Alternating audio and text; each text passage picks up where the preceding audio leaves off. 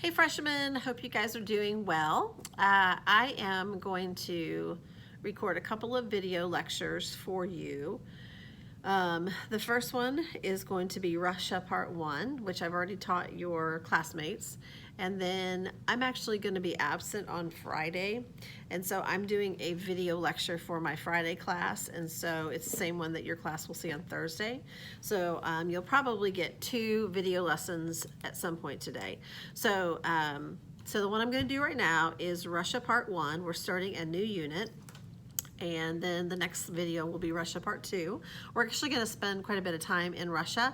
There's a lot to talk about, so they're a pretty important country in the world today and historically.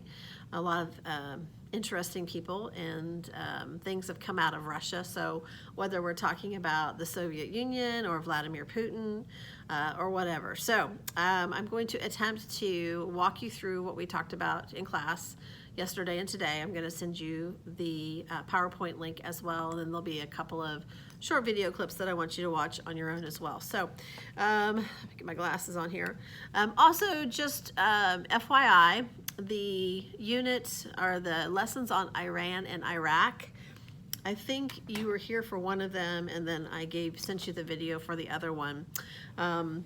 I'm not going to test you over that material, but I do have a worksheet that I want you to complete using the information from the lectures and the notes on Iraq and Iran. But I'm going to wait till you come back to give that to you when I give you the copy of your notes, and you can just turn that in sometime next week. So Iraq and Iran, we'll finish it up with the worksheet, and what I'm starting today is the new unit on Russia. So let me think here. So I will make copies of the notes for you, but I'm going to, first thing I'm going to do in this video and the next video is a fact of the day, and I want you to do that on your own. So while you're sitting here listening to me and looking at images on the PowerPoint, I want you to do your own fact of the day, bring that, actually let's go ahead and submit it online. I think that I'll create a Google Doc and you can actually type out your facts for the fact of the day on a Google Doc. So anyway, all right, so Russia Part 1. Russia is covered in chapter 16 of your textbook. 16. Let me look at the page number. Oh, let's see here.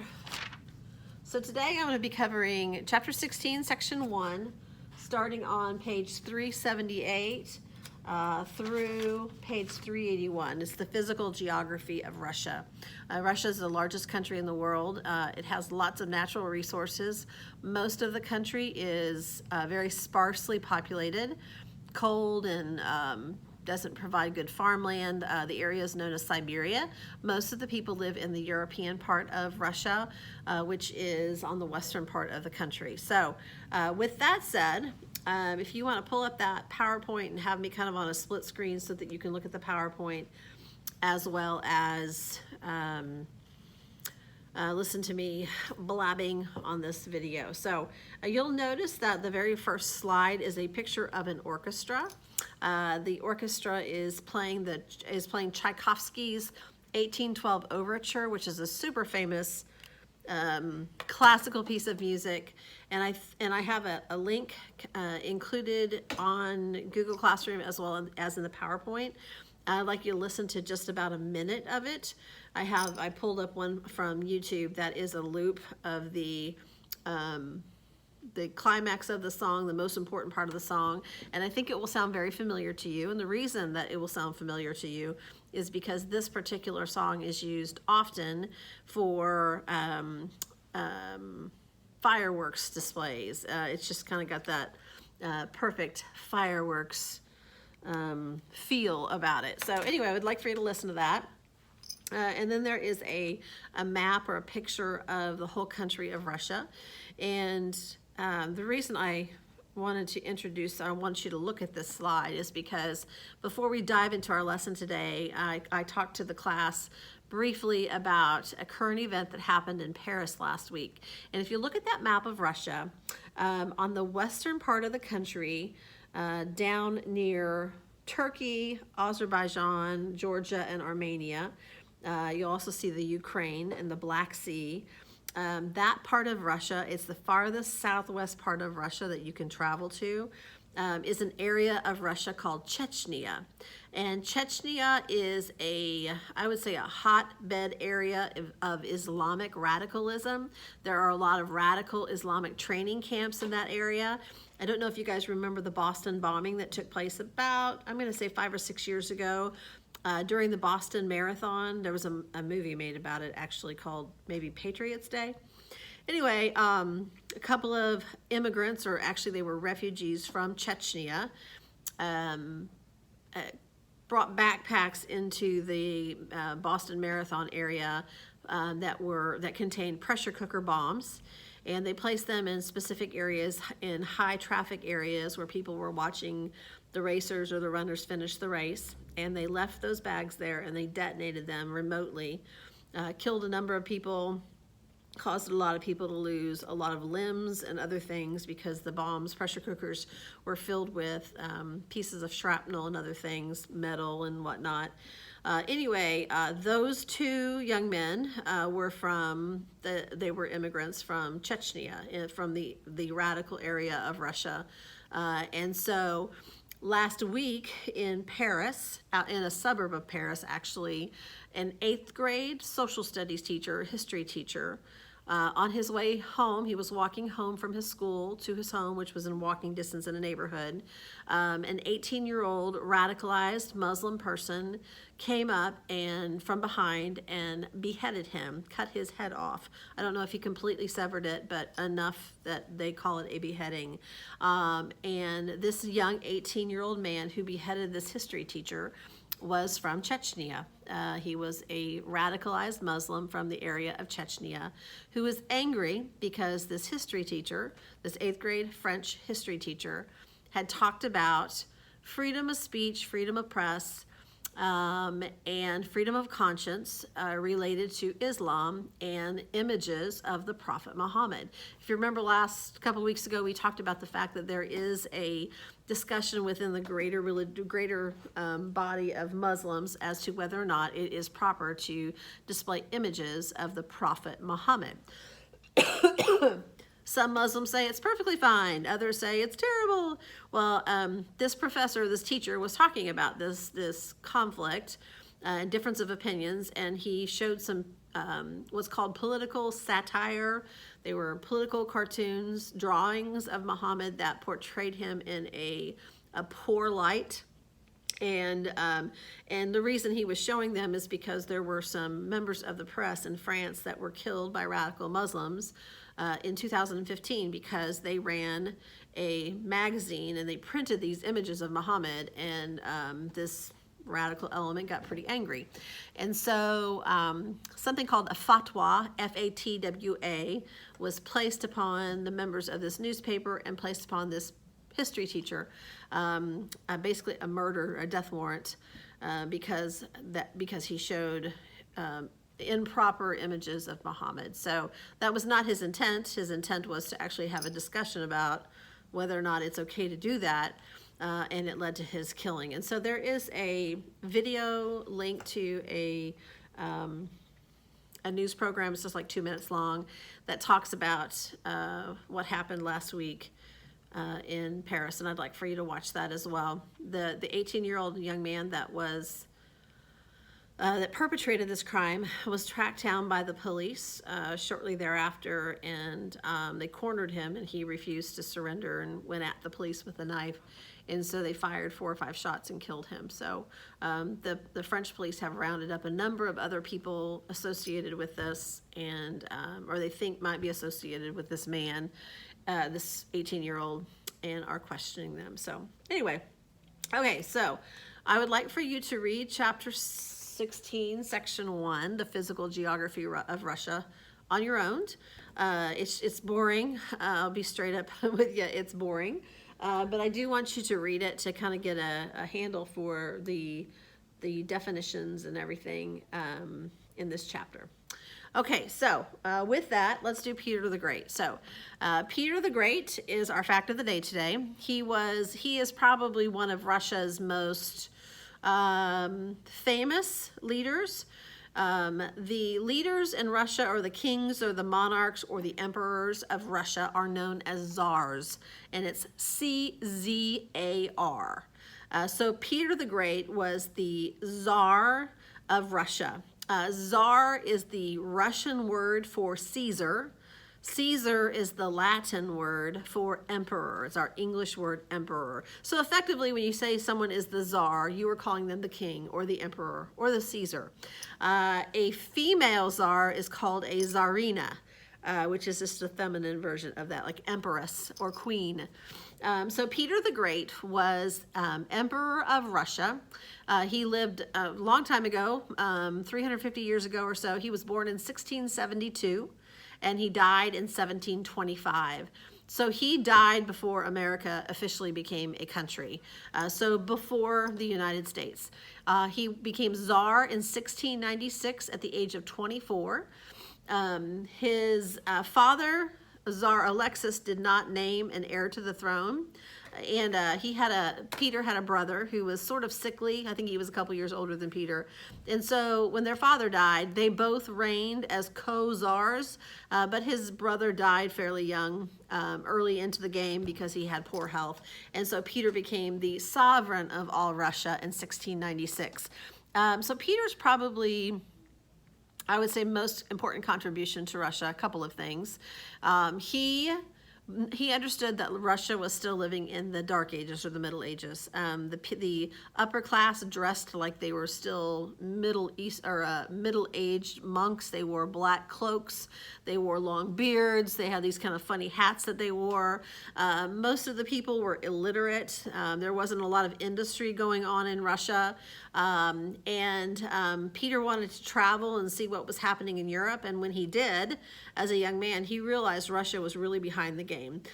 Europe was going through the Renaissance and then the Enlightenment and science and reason, and Russia was not. Russia was living in the Dark Ages. They had a real antiquated alphabet. Their language was choppy. And so Peter came back with all of these grand ideas about how to bring Russia up to speed and on par with the rest of what was happening in Europe. And technically, the western part of Russia and the capital city of Moscow is in Europe. We don't oftentimes associate Russia with Europe, but technically the western part of Russia is on the European continent and considered part of Europe, where the eastern part of Russia is considered part of Asia. So anyway, so he started to put some reforms into effect, and so Peter the Great and reforms are kind of connected. He modernized the Russian alphabet. He forced the ruling class to start to act and dress like the Europeans, the rest of the Europeans. He encouraged education amongst the masses. He tried to create a middle class within Russia. Architecture was a big deal to him. He wanted to build a city that reflected the opulence and beauty of some of the European cities he had visited. And so he set out to create or build a city that bore his name. That city still exists today. It's one of the most beautiful cities in Europe. It's called St. Petersburg, named after him. And it sits on the Baltic Ocean and Baltic Sea. I'd like for you to find that on the map. You can look at any map and find St. Petersburg, but it's way, way up northwest corner, and it sits on the Baltic Sea, and it's built sort of to look like French architecture. The buildings are blue and yellow and gold, and lots of gold leaf paintings and sculptures and gardens. And then there's all kinds of water canals that make their way through the city because the city sits on a river which is connected to the ocean or to the sea there. And so it sort of looks like Venice as well. It's a beautiful city. I would say the downside of St. Petersburg, it's generally pretty cold there. Their summer times are very short. I don't know that the temperature ever goes above 70 degrees. But it is a beautiful city to visit in the summertime, especially if you're coming from a hot area of the world. It's very refreshing. There are incredible things to do and to see, palaces to see. Soccer is a big deal there. Lots of beautiful churches and cathedrals and museums and that sort of thing. Most of the czars are buried in St. Peter and Paul's Cathedral in St. Petersburg. So what else was it? Peter required hold on, I'm getting a text message. There we go. Peter required young men of a certain age across the country to go spend a few years in St. Petersburg helping build it.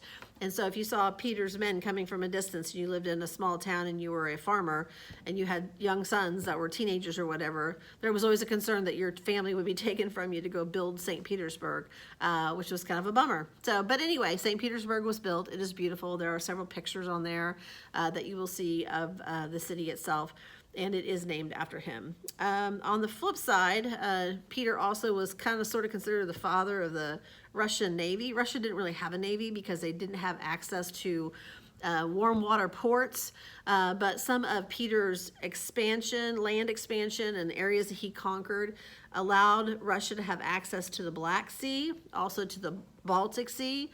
And so in St. Petersburg, Peter began to develop and build large numbers of naval ships and battleships. He wanted to compete with England, the British Empire, the Spanish Empire, and the navies that they had developed. He recognized that a powerful empire had to have a powerful navy and had to have access to open waters. So he went about doing that. He was not a very nice man. He was tall and handsome, but had a violent temper. I told the other class that he kind of looks like Captain Hook to me. Dark hair, dark eyes. He was known to be pretty contentious person. Cantankerous was the word I was going to say. He had a bad relationship with his oldest son. His oldest son was, I think, afraid of him, didn't want to be the next Tsar, had actually planned an escape to Europe where he was going to get out from underneath the thumb of his father. When his father found out, he considered it treason, and he had him privately and quietly executed for treason. So that's the kind of guy he was.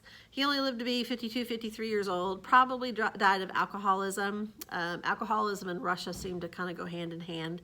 And he died without naming an heir. So big, powerful man, but his legacy is shaky.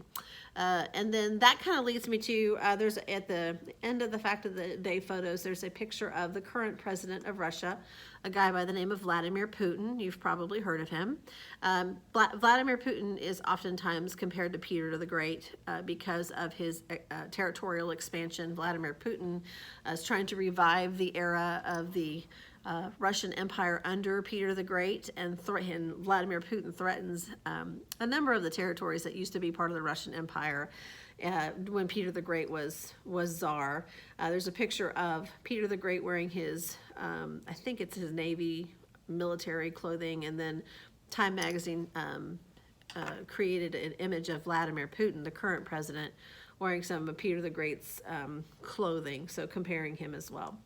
Okay, and then we read together in class. We read through chapter 16, section 1 together, and there are several definitions. I will zip them off.